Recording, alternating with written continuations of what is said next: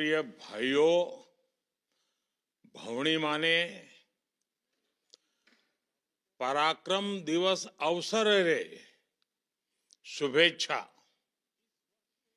आज नेताजी सुभाष चंद्र बोस की जन्म जयंती के इस पावन अवसर पर पूरा देश श्रद्धापूर्वक उन्हें याद कर रहा है।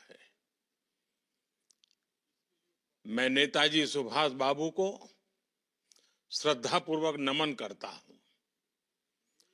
इस वर्ष के पराक्रम दिवस का भव्य उत्सव नेताजी की जन्मभूमि पर हो रहा है।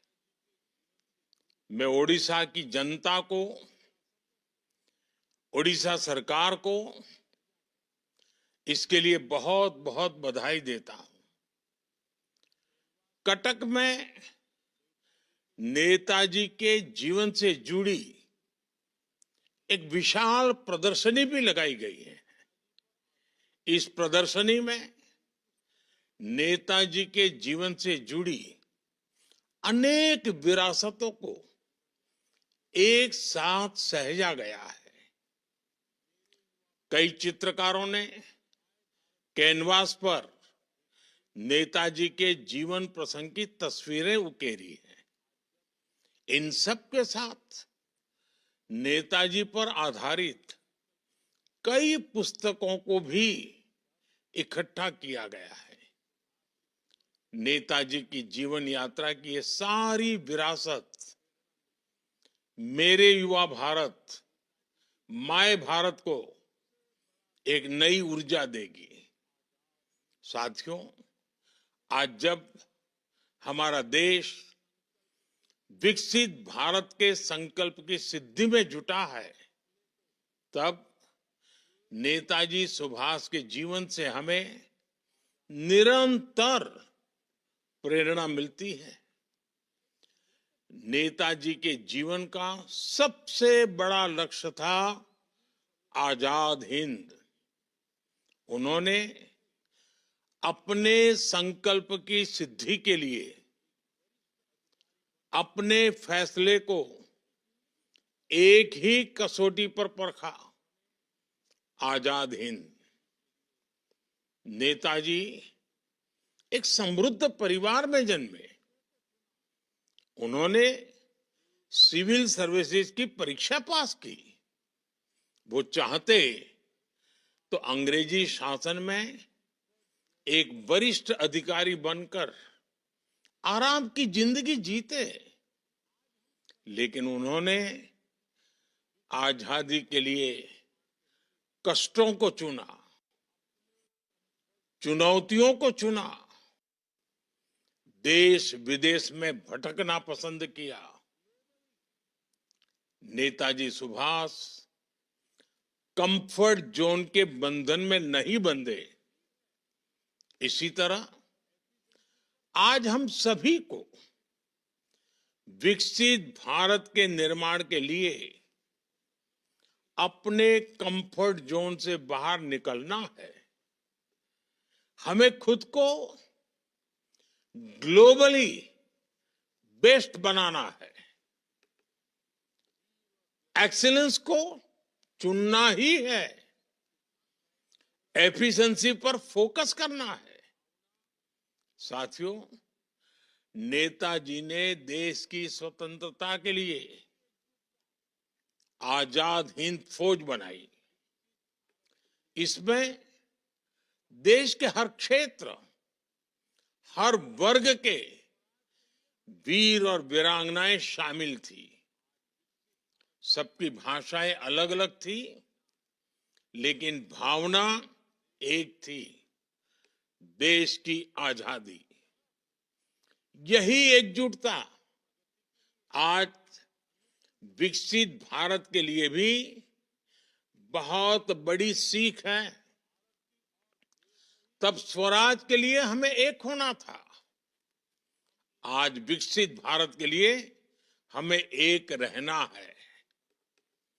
आज देश में, विश्व में हर तरफ भारत की प्रगति के लिए अनुकूल माहौल है। दुनिया भारत की ओर देख रही है कि कैसे हम इस 21वीं सदी को भारत की शताब्दी बनाते हैं। और ऐसे महत्वपूर्ण कालखंड में हमें नेताजी सुभाष की प्रेरणा से भारत की एकजुटता पर बल देना है। हमें उन लोगों से भी सतर्क रहना है जो देश को कमजोर करना चाहते हैं, जो देश की एकता को तोड़ना चाहते हैं। साथियों, नेताजी सुभाष भारत की विरासत पर बहुत गर्व करते थे। वे अक्सर भारत के समृद्ध लोकतांत्रिक इतिहास की चर्चा करते थे और उसे प्रेरणा लेने के लिए समर्थक थे। आज भारत गुलामी की मानसिकता से बाहर निकल रहा है। अपनी विरासत पर गर्व करते हुए विकास कर रहा है। मेरा सौभाग्य है कि आजाद हिंद सरकार के 75 वर्ष पूरे होने पर लाल किले पर मुझे तिरंगा फहराने का मौका मिला था। उस ऐतिहासिक अवसर को मैं कभी भूल नहीं सकता। नेताजी की विरासत से प्रेरणा लेते हुए हमारी सरकार ने 2019 में दिल्ली के लाल किले में नेताजी सुभाष को समर्पित म्यूजियम का निर्माण किया।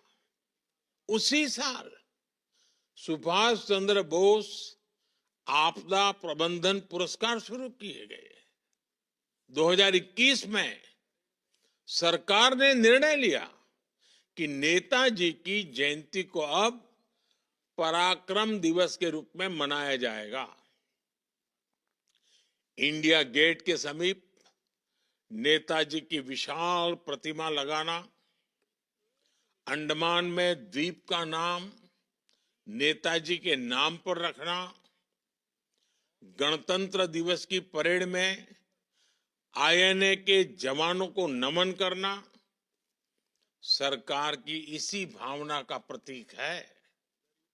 साथियों, बीते 10 वर्षों में देश ने ये भी दिखाया है कि तेज विकास से सामान्य जन का जीवन भी आसान होता है और सैन्य सामर्थ्य भी बढ़ता है। बीते दशक में 25 करोड़ भारतीयों को गरीबी से बाहर निकाला गया है। ये बहुत बड़ी सफलता है। आज गांव हो या शहर, हर तरफ आधुनिक इंफ्रास्ट्रक्चर का निर्माण हो रहा है। साथ ही भारत की सेना की ताकत में भी अभूतपूर्व वृद्धि हुई है। आज विश्व मंच पर भारत की भूमिका बढ़ रही है, भारत की आवाज बुलंद हो रही है। वो दिन दूर नहीं जब भारत दुनिया की तीसरी सबसे बड़ी आर्थिक ताकत बनेगा। हमें नेताजी सुभाष की प्रेरणा से एक लक्ष्य, एक ध्येय, विकसित भारत के लिए निरंतर काम करते रहना है। और यही नेताजी को हमारी सच्ची कार्यांजलि होगी। एक बार फिर आप सभी को बहुत बहुत शुभकामनाएं। धन्यवाद।